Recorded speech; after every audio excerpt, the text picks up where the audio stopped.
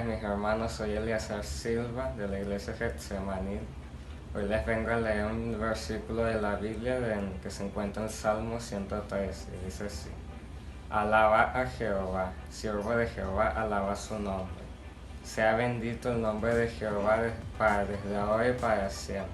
Es el nacimiento del sol hasta donde se pone. Sea alabado su nombre. ¿Quién como nuestro Dios, que se sienta en las alturas y observa en el cielo y en la tierra, que levanta al pobre del polvo y al menesteroso lo alza al malhadar, que lo hace para hacerlo sentarse con los príncipes de su pueblo, y hace habitar en familia la estéril, que se goza de ser madre de sus hijos? Aleluya, el nombre de Jehová. Bueno, hermanos, esto es todo. Que Dios les bendiga y los cuide mucho.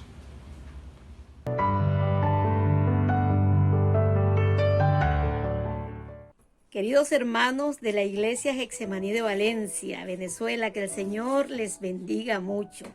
Le habla Jacqueline Díaz Cosenza, miembro activo de esa iglesia casi por 47 años.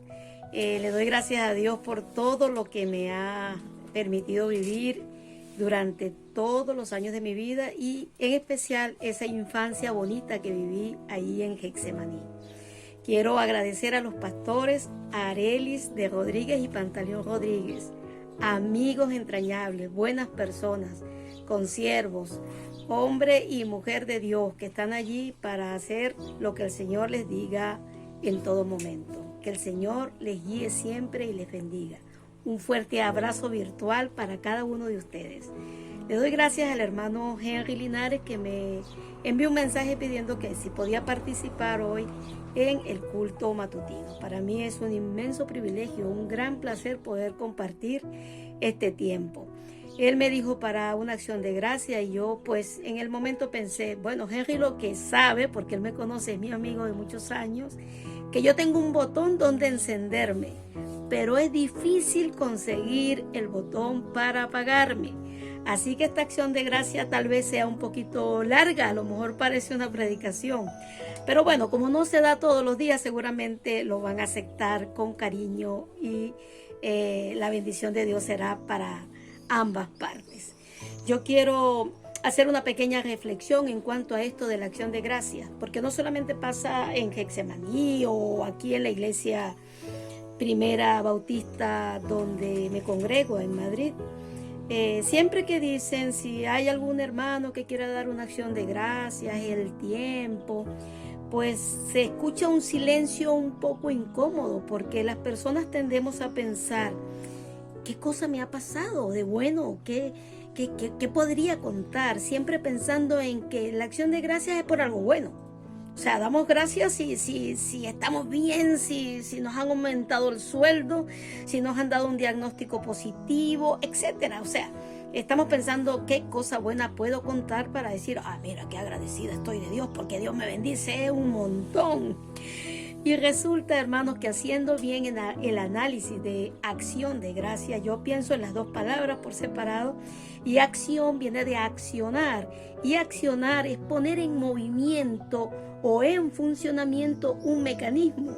O sea que nuestro mecanismo para mover no solamente el corazón de Dios a favor nuestro, sino para mover nuestro propio corazón a favor de lo que Dios hace con una actitud de gratitud, es dando acciones de gracia. La gracia es un favor no merecido, es algo que nos dan y por eso decimos gracias.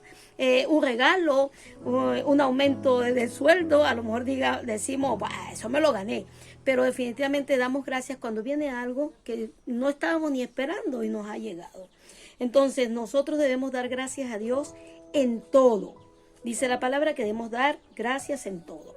Yo quiero regalarles de alguna manera una porción bíblica que me gustaría que la pudieran leer completa, ¿vale? El capítulo 5 de Tesalonicenses, primera de Tesalonicenses 5. El versículo 18 es el que dice que debemos dar gracia en todo. Pero cuando yo leo ese capítulo completo, primera de Tesalonicenses 5, Es como que si se me amplía la mente el por qué debemos aprender a dar gracias, porque hay muchas situaciones allí que el apóstol nos va llevando de tal forma a entender que de verdad debemos ser agradecidos.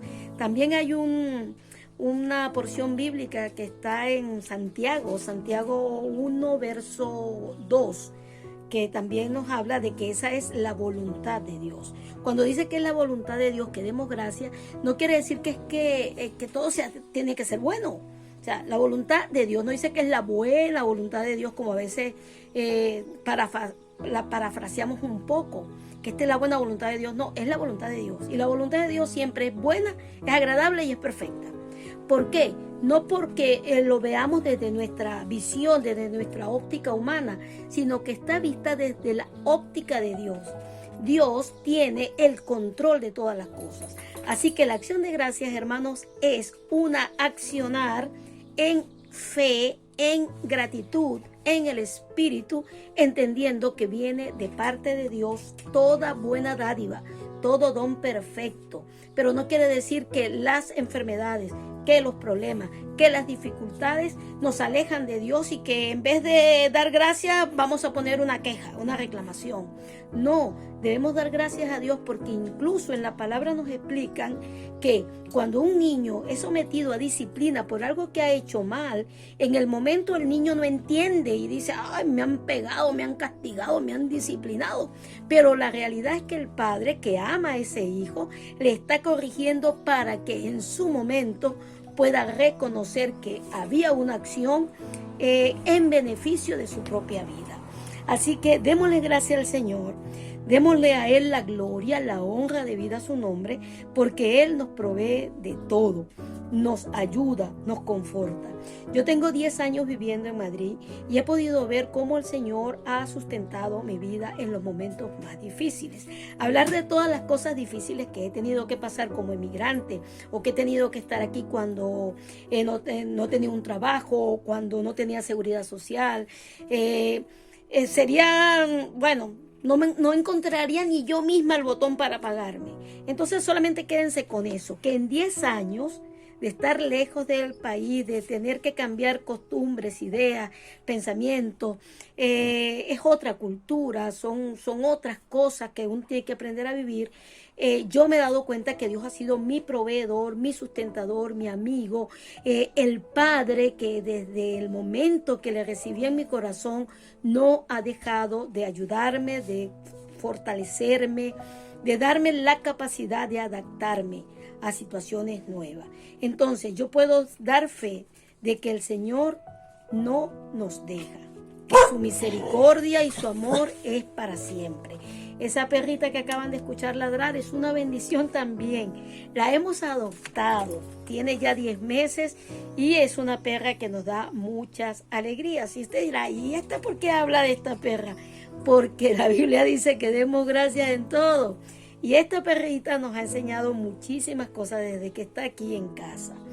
Entonces, mira, hemos recibido de Dios todo lo que Él quiere darnos. Así que, hermanos, que el Señor les bendiga. Tengo información de primera mano de cómo está la situación. Yo cuando me vine ya estaba mal. La situación del país está mal, hay muchas cosas difíciles que ustedes son sobrevivientes, están allí. Pero ¿sabes qué? El Señor los tiene en el hueco de su mano. Ustedes son la niña de sus ojos, está guardando sus vidas. Así que seguimos orando para que la paz de Dios esté allí obrando en sus vidas y les bendiga mucho.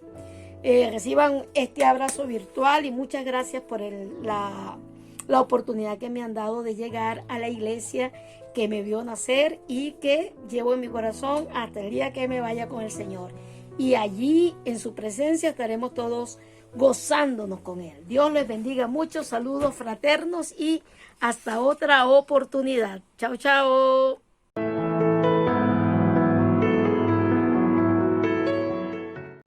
Hola, hola, hola, mis amados en Cristo. El Señor les bendiga grandemente en su amor por la eternidad. Un abrazo para todos. Mi testimonio de hoy tiene que ver con esa parte de mi humanidad, y con humanidad me refiero a imperfección. Esa parte que son las emociones. En cuanto a mí, puedo contarles que siempre fui una persona muy insegura y muy temerosa y con tendencia a la tristeza, al enojo y a ese tipo de emociones negativas. Esto tiene su fundamento en primer lugar en el temperamento, que es esa fuerza interior con la cual nacemos todos y que determina la forma como reaccionamos ante las situaciones de la vida. Pero también tiene mucho que ver con el aprendizaje, y es que adquirimos, aprendemos o absorbemos estas tendencias también de las personas más cercanas a nuestro entorno en el tiempo de nuestro crecimiento y de nuestra formación. En mi caso lo aprendí y lo absorbí de mi madre. Las emociones siempre están tratando de engañarnos y de hacernos creer que nuestra felicidad depende de las circunstancias. Y esto es un tremendo engaño, que si decidimos seguirlo, nos hace tremendamente vulnerables y débiles en la fe.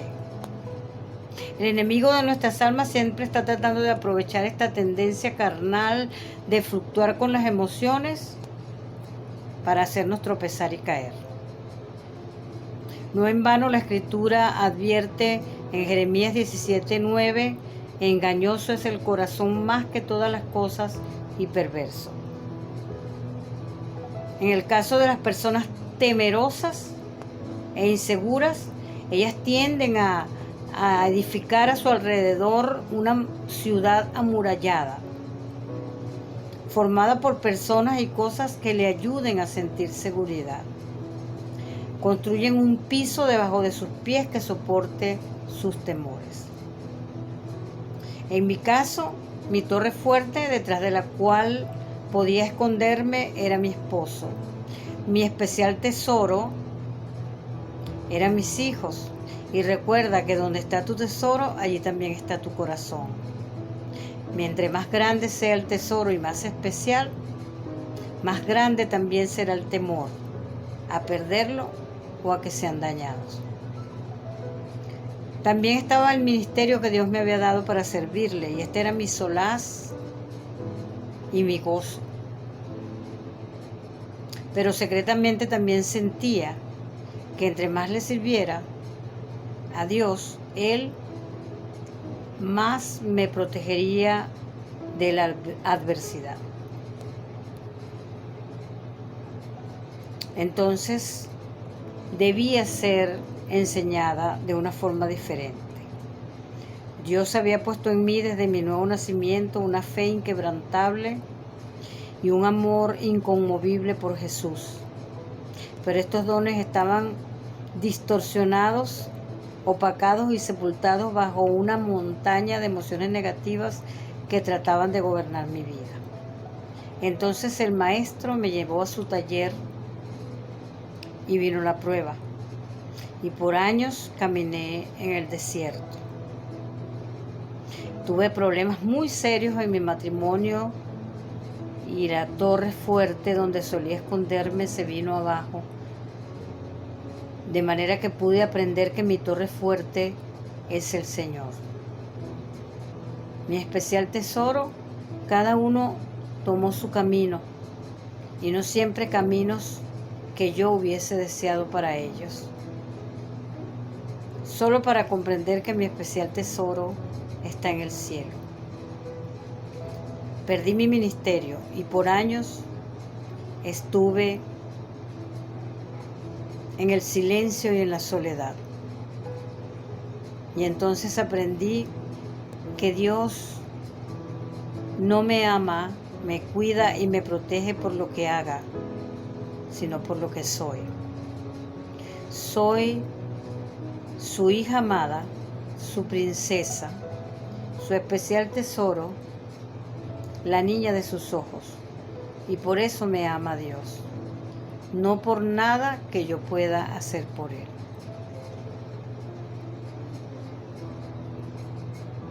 En medio de todas estas circunstancias pude ver reconstruirse mi matrimonio en medio de un gran milagro, de la mano de mi Dios fiel.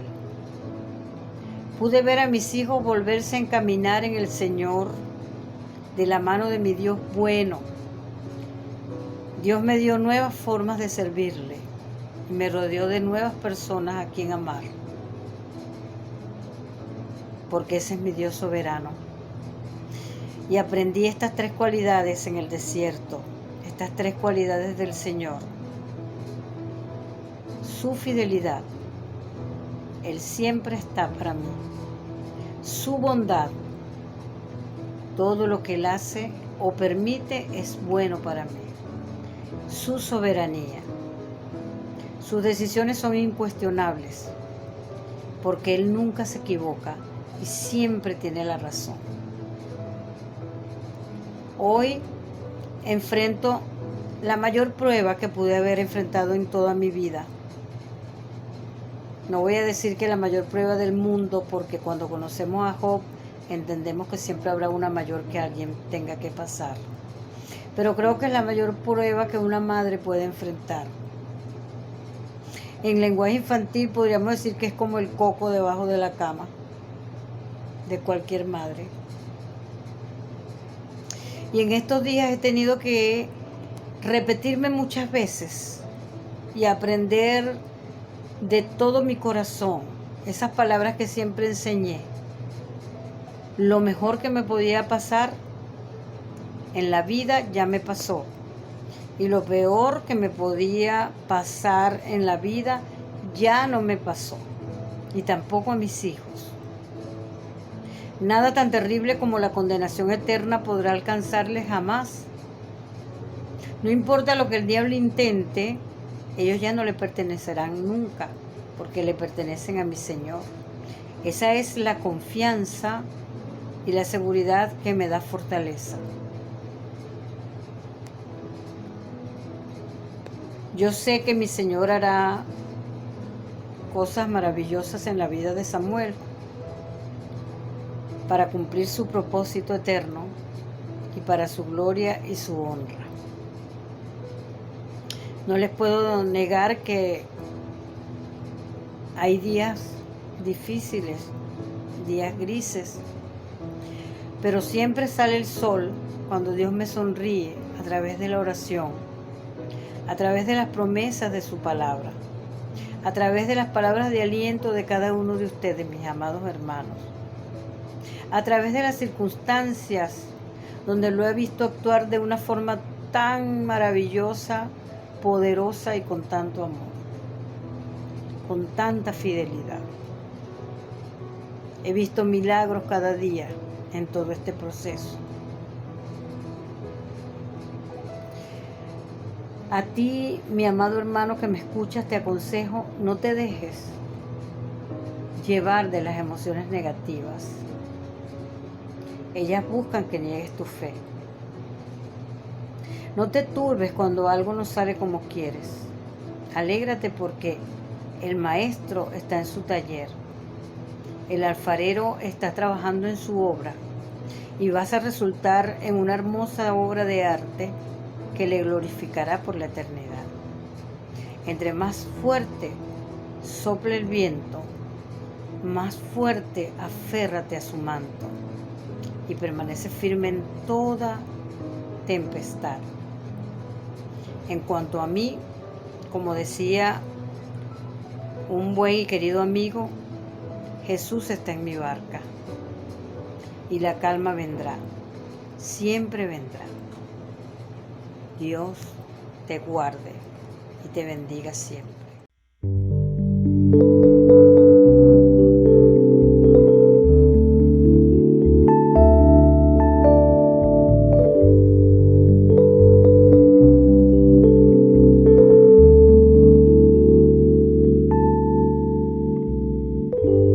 En mi corazón hay una canción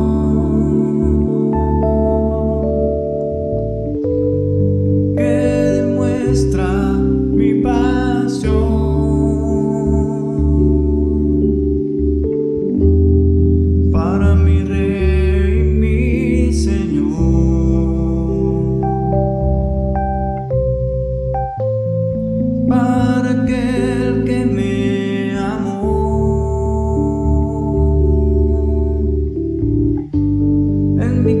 corazón hay una canción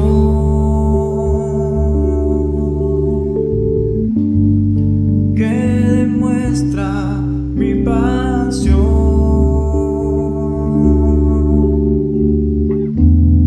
para mi Rey y mi Señor,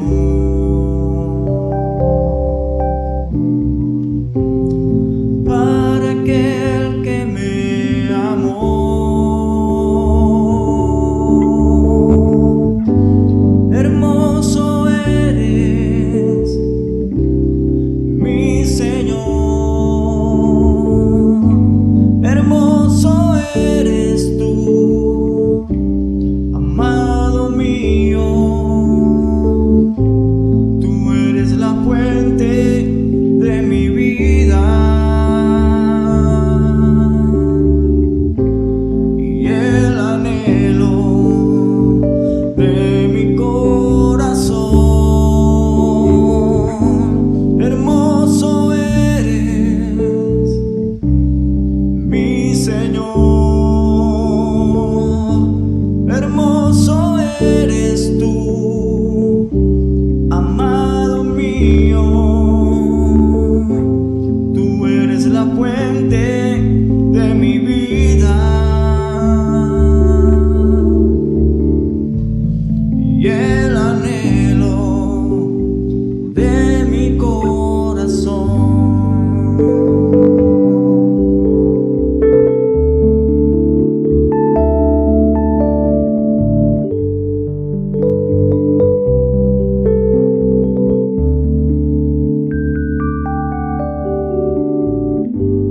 En mi corazón hay una canción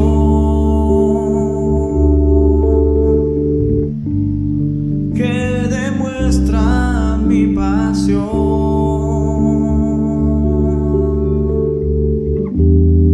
para mi Rey y mi Señor,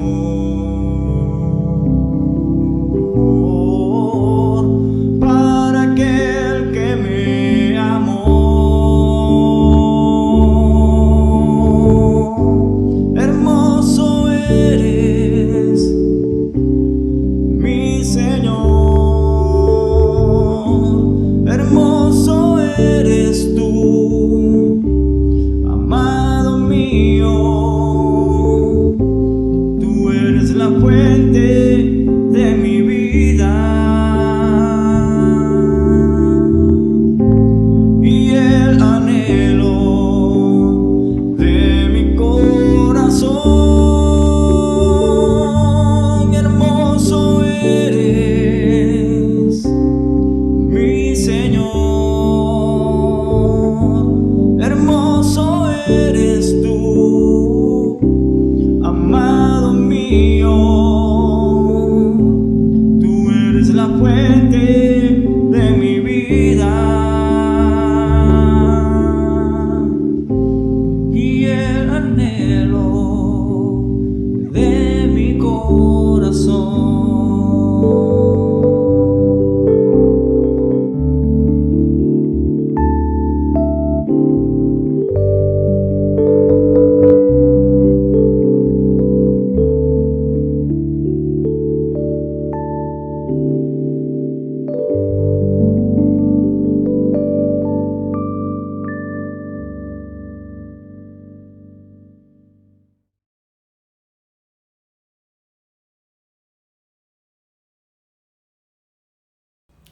Buenos días, mis queridos hermanos de Getsemaní. Como siempre les digo, el Señor les bendiga, les vuelva a bendecir y les continúe bendiciendo. Damos gracias a Dios por un nuevo día más en que podemos volvernos a encontrar a través de estas cámaras y poder una vez más compartir algunas de las cosas que el Señor tiene para nosotros. Su palabra siempre será alimento para nuestras vidas y es el sustento real que necesitamos siempre. Siempre en la vida necesitamos la palabra del Señor, que es la que nos alimentará, le dará fuerza a nuestra alma, a nuestro espíritu y nos mantendrá en contacto con el Señor, además de la oración. Así que damos gracias al Señor por este día. Los invito a buscar en el Evangelio según San Juan, capítulo 14, los versículos del 8 al 14. La palabra de Dios dice de la siguiente manera. Felipe le dijo: Señor, muéstranos el Padre y nos basta. Jesús le dijo: ¿tanto tiempo hace que estoy con vosotros y no me has conocido, Felipe? El que me ha visto a mí ha visto al Padre. ¿Cómo pues dices tú, muéstranos el Padre? ¿No crees que yo soy en el Padre y el Padre en mí? Las palabras que yo os hablo no las hablo por mi propia cuenta, sino que el Padre que mora en mí, Él hace las obras. Creedme que yo soy en el Padre y el Padre en mí. De otra manera, creedme por las mismas obras. De cierto os digo, el que en mí cree, las obras que yo hago, Él las hará también. Y aún mayores hará, porque yo voy al Padre. Y todo lo que pidiereis al Padre en mi nombre, lo haré, para que el Padre sea glorificado en el Hijo. Si algo pidiereis en mi nombre, yo lo haré. El Señor bendiga su palabra una vez más y que sea su Santo Espíritu conduciéndonos para decir las cosas que debemos decir de su palabra, que debemos conocer de su palabra, que nos darán mayor vida a nosotros, porque su palabra es vida para nosotros. Amén. El Señor sea glorificándose entonces en este momento. Yo titulé este tema El Hijo y el Padre. Ustedes han visto en algunas familias que los hijos se parecen a los padres, tienen ciertos rasgos. Por ejemplo, nosotros podemos, en la familia Getsemaní, podemos considerar a los hijos de Elías, por ejemplo, y tienen un parecido los hijos de Elías con Elías. Podemos buscar a los hermanos Bijinga y tienen un parecido con su padre. Y hay así otros, como por ejemplo el hijo del hermano Wilson, te busca ciertos parecidos y lo consigue.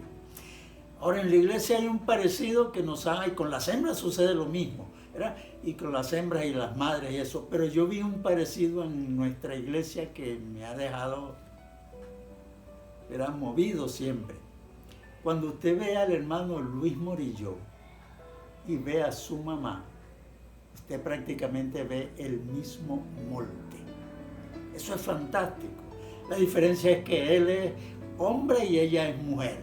Y por supuesto está la diferencia de edad, ¿verdad? Pero o sea, hay un parecido tremendo ahí en ese molde físico de la cara, porque uno puede parecerse a sus padres en otras cosas, en una oreja, ¿verdad? En la nariz solamente, pero muchas veces de pronto uno ve la misma cara reflejada.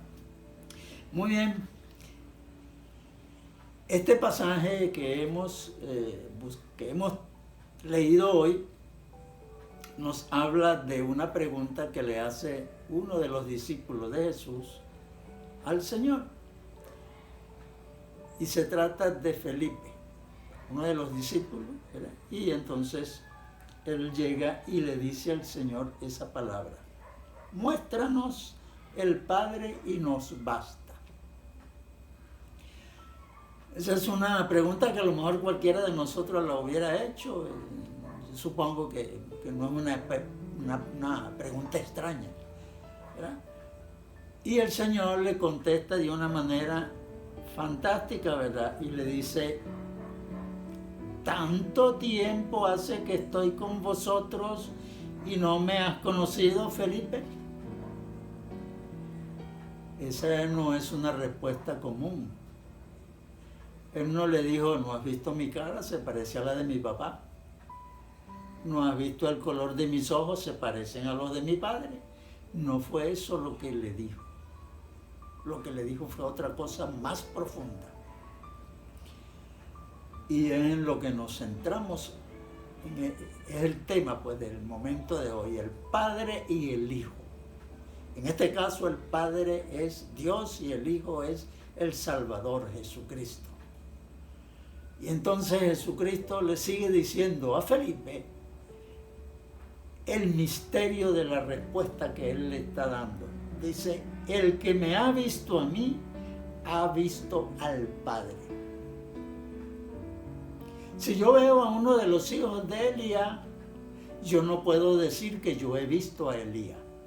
Yo puedo decir, he visto una cara semejante a la de Elías, porque claro, es el hijo de Elías.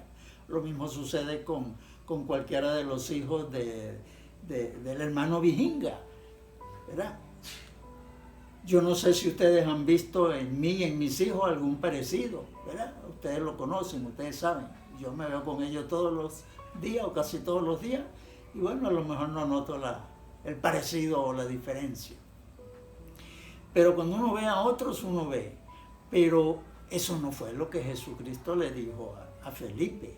Él habló de otra cosa. Él habló de algo más profundo. Él le dice, el que me ha visto a mí, ha visto al Padre. ¿Cómo es eso?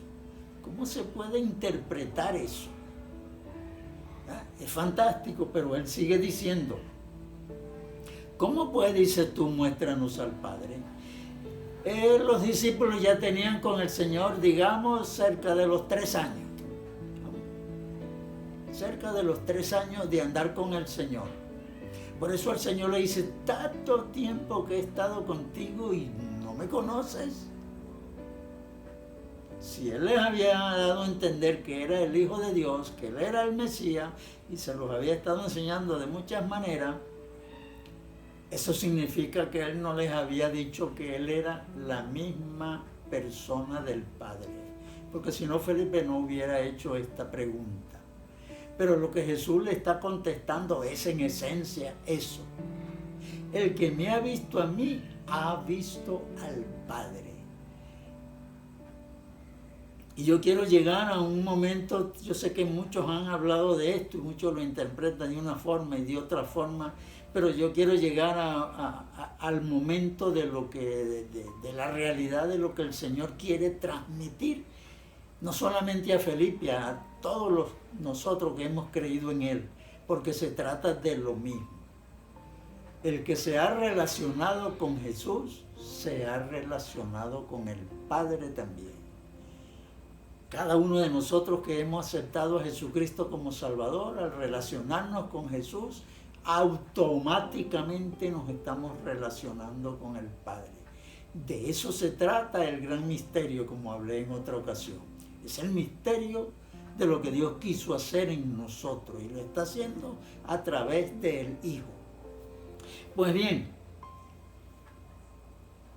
el Señor Jesucristo le viene a decir a Felipe, ¿no crees que yo soy en el Padre y el Padre en mí? Yo no sé qué entendió Felipe, pero ¿qué entiende usted? Ya Felipe pasó hace 2000 años por este mundo, pero usted y yo estamos aquí. ¿Qué entendemos de esto? ¿Cómo comprendemos esta relación? ¿Qué clase de relación es esa? No es que yo ande con mi padre agarrado, abrazado con él para arriba y para abajo y estamos juntos, pero eso de que él está en mí, eso no cuesta entenderlo, ¿verdad? Ustedes me comprenden lo que quiero decir. Es algo complicado. Luego llega él y dice, las palabras que yo os hablo no las hablo por mi propia cuenta, sino que el Padre que mora en mí, Él hace las obras. Se está yendo más profundo el Señor. No se trata de que Él ahora mora en el Padre y el Padre mora en Él, sino que las acciones que ellos veían que Jesucristo hacía, quien las estaba haciendo era el Padre. Él está diciendo que no las hace Él, es el Padre quien las hace. La cosa se vuelve más profunda. La cosa se vuelve más misteriosa. Hay que abrir más la mente para poder entender eso, para llegar a comprender de qué se trata. Dios viviendo en el Hijo y Él es el que está actuando en este mundo a través del Hijo. Usted se puede imaginar lo que usted quiera, pero es algo que nos llena de como de muchas preguntas, ¿verdad? Tratar de entender ese fenómeno que está ocurriendo ahí. Ese es un fenómeno espiritual de altura. Sí, Señor, de altura, porque estamos hablando de Dios el Padre y Dios el Hijo. Y Él está diciendo ahí, y más adelante ahí lo vuelve a decir, ¿ya? Él dice: las palabras que yo os hablo no las hablo por mi propia cuenta, sino que el Padre que mora en mí, Él hace las obras. Creedme que yo soy en el Padre y el Padre en mí. De otra manera, creedme por las mismas obras. Vuelve a caer en lo mismo. Las obras que yo hago son las obras de mi Padre. No son obras mías, son de Él. Es más o menos lo que Él está aclarando.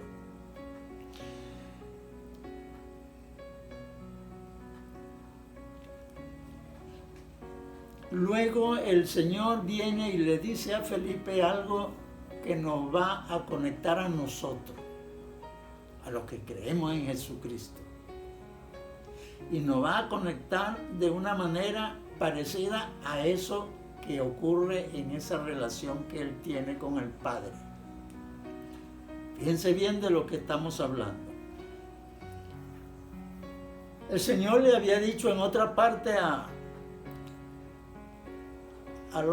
los discípulos, el Padre, o a los judíos mejor dicho, el Padre y yo uno somos, o somos uno. Ya se lo voy a buscar. En Juan 10:30, que dice: yo y el Padre uno somos. Era la misma expresión, quería decir lo mismo. Él se lo había explicado a los judíos, pero ahora se lo está explicando a uno de sus discípulos que le hizo directamente también esa pregunta. Pues bien,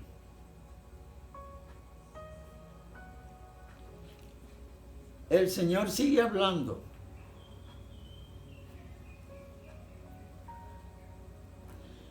El que cree en mí, dice: de cierto os digo, el que cree en mí, las obras que yo hago, Él las hará también. Por eso le decía que esto nos conecta a nosotros.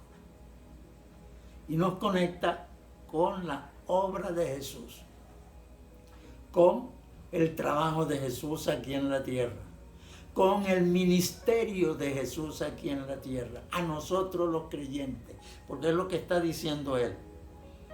El que cree en mí, las obras que yo hago, Él las hará también. Y luego dice: y aún mayores hará, porque yo voy al Padre. Y todo lo que pidieres al Padre en mi nombre, dice Él, lo haré. Jesucristo dice: lo haré. Todo lo que se le pida al Padre en el nombre del Hijo, Él, Jesucristo, lo hará. Eso es lo que está diciendo acá. Esa es la expresión que dice: lo haré. Para que el Padre sea glorificado en el Hijo.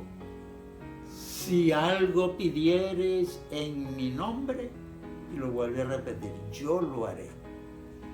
Por eso le decía, aquí hay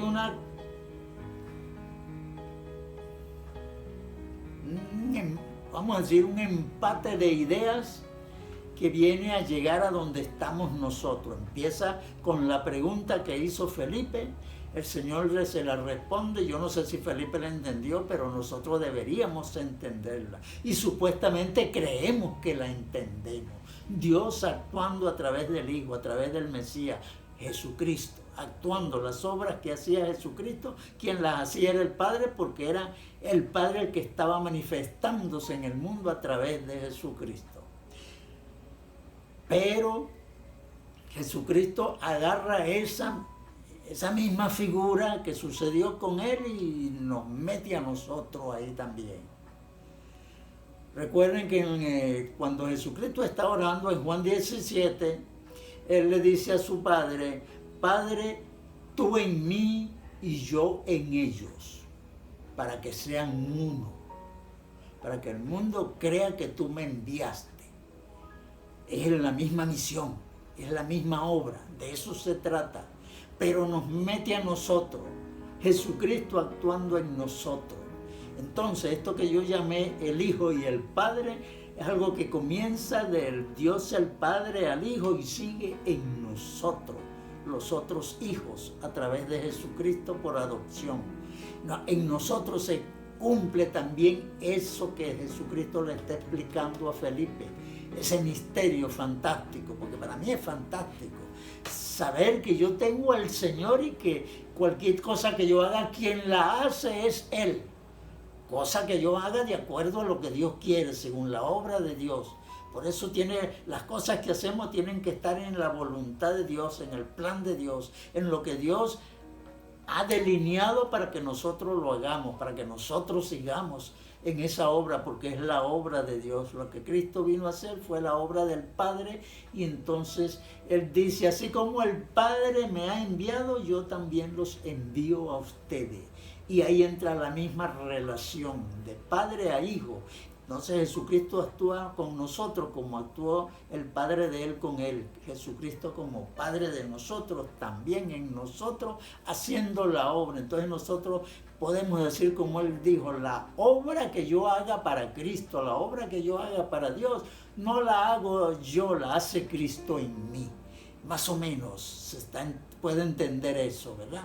Eso es algo, yo no sé si usted lo ve, cómo lo ve usted, pero para mí es estupendo. Eso es algo, oye, que yo merezco eso, ¿acaso? Digo yo merezco estar en esa situación. Y bueno, se supone que le debo dar la importancia que eso debe tener. Es algo maravilloso, hermanos, lo que a nosotros nos ha tocado. Por eso esto de que yo le he puesto el Hijo y el Padre, no solamente tiene que ver con el Padre y el Hijo Jesucristo, sino entre el Padre Jesucristo y nosotros. Una obra que nos llega a nosotros, es un gran super privilegio que lo que nosotros tenemos. Es algo estupendo lo que nos ha tocado hacer. En esta situación de eso que le pregunta Felipe a Jesús, muéstranos al Padre y nos basta. Jesucristo le pudo haber contestado de otra manera. El que quiera saber cómo es Dios, véame a mí. Algo parecido. Pero como la cadena sigue con nosotros, ¿podremos decir nosotros lo mismo? ¿Podremos nosotros decir, el que quiera saber cómo es Cristo, que me vea a mí? ¿Podemos decir eso? Lo más probable es que no nos atrevamos. Lo más probable es que digamos, todavía me falta mucho. Esa es la esperanza, porque lo dice la palabra de Dios, que seremos como Él es. Pero usted no se atreve todavía a decir, el que quiera saber cómo es Cristo, que me vea a mí. Muy difícil. Decir, el que me ha visto a mí, ha visto a Jesucristo. Es muy difícil, ¿verdad que sí? Pero parece que ese es el reto, ¿sabe?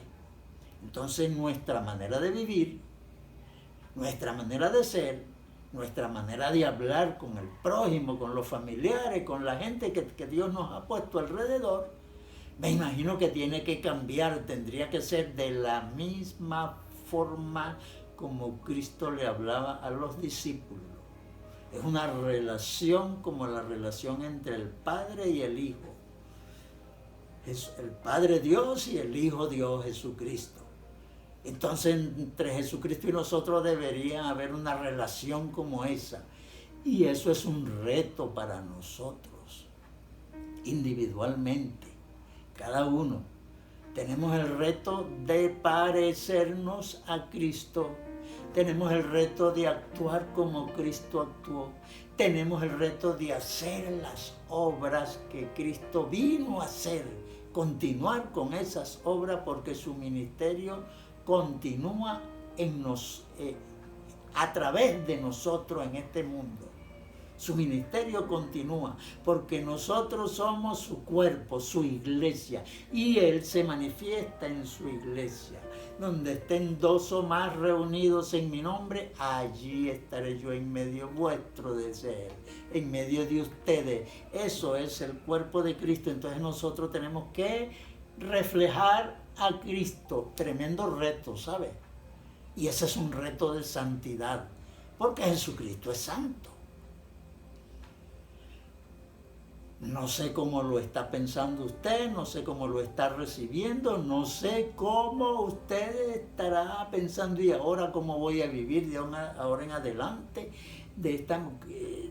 Tengo que revisar mi vida todos los días, tenemos que revisar nuestra vida y tratar de hacer lo máximo posible porque nuestras vidas se parezcan a la del Señor. Todos los días tenemos que morir a la carne y vivir para el Espíritu. Ese es el gran reto del cristiano, de aquel que ha recibido a Jesucristo como Señor y Salvador. Por eso el escritor que escribió Hebreos, muchos dicen que es Pablo, otros dicen que fue un discípulo de Pablo, total que los teólogos todavía no se han puesto. Algunos dicen, no, ese fue Pablo, y dicen que fue Pablo porque sí, pero el que haya sido no importa, ahí se manifestó el Espíritu Santo y ahí en esa carta a los Hebreos dice lo siguiente, dos versículos creo que son, o uno solo.